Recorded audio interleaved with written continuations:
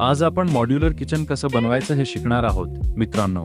पहिल्यांदा वर्टिकल उभा करण्यासाठी लेव्हल काढून त्यानंतर मार्किंग करून भिंतीला कापून घ्यावे लागेल, कारण वर्टिकल उभा करण्यासाठी भिंतीला कापून घेणे आवश्यक आहे।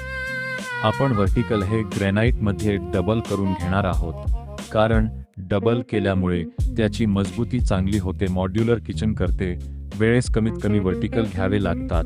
टॉप हे वर्टिकलच्या बाहेर 3 इंच ठेवणे आवश्यक आहे, जेणेकरून फर्निचर करणाऱ्यांना उपयोग होईल। चांगल्या प्रकारचे किचन बनवण्यासाठी वर्टिकल आणि टॉप ते ग्रॅनाइट मध्ये घेणे आवश्यक आहे, कारण धोंड्याची थिकनेस कमी असते, त्यामुळे किचन जास्त उंच होणार नाही आणि पाणीपट्टी कमी साईज मध्ये बसेल। पाणीपट्टी जेवढी कमी असेल तेवढे किचन सुंदर दिसते, त्यामुळे किचन बनवते वेळेस जास्त करून ग्रॅनाइटचा वापर करणे आवश्यक आहे असे मला वाटते। माहिती आवडल्यास व्हिडिओ शेअर करू, लाईक करायला विसरू नका। धन्यवाद।